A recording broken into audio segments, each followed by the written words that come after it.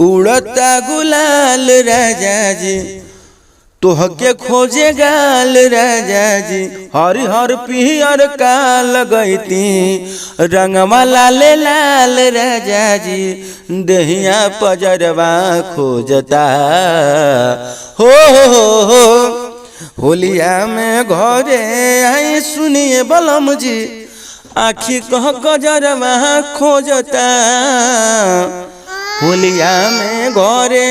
अहिती सुनिए बलम जी आखी कह गजरवा खोजता। अंतरा देखल जा कैसे गावे के बा बहुत सुंदर अंतरा कहत गा मेहरुआ अपना बलम से फोन पर बहुत हटे फगुनी बयरिया देहिया झक झोर देता तोहरा बिना ये बलम जी अंग अंग तोड़ देता तोहरा बिना सुनिए बलम जी अंग अंग तोड़ देता रहते जे पजर तलहरा का फायदा उठती राजा जी लहंगा के भीतर पिचकारी से रंगवा लगती राजा जी फगुआ का पहरवा खोजता अरे हो होलिया में घरे हवा सुनाए बलम जी आखी कह गजरवा खोजता होलिया में घरे ऐती सुनिए बलम जी आखी कह गजरवा खोजता। लास्ट अंतरवा में क्या कहती है बात महनब की हमर सहिया वकील न हो अरे होलिया में धनिया का अपनी तोरी है जान दिल न हो होलिया में धनिया का अपनी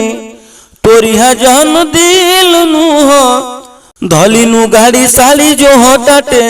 होली कहलहरवा में सुना सुना लागे तोहरा बिना श्री राम सुनला हो घरवा में संजय देवरवा खोजता हो होलिया में घरे आवा सुनाए बलम जी देहिया पजरवा खोजता होलिया में घरे औती सुनिए बलम जी आखी कह गजरवा खोजता। दोस्तों उम्मीद करता हूँ गाना आपको बहुत अच्छा लगा होगा। अगर अच्छा लगा हो तो प्लीज दोस्तों लाइक तो जब बनता है और कमेंट करके बताइए किस किस भाई को यह गाना गाना है। चैनल सब्सक्राइब कर लीजिए, बेल आइकन की घंटी प्रेस कर लीजिए और जिस भाई को पर्सनल गाना लिखवाना है नंबर शो कर रहा है कमेंट कर संपर्क कर सकता है ओनली व्हाट्सअप। बहुत जल्द एक अच्छा मैटर लेकर आता हूँ। तब तक के लिए जय हिंद, जय भोजपुरिया समाज।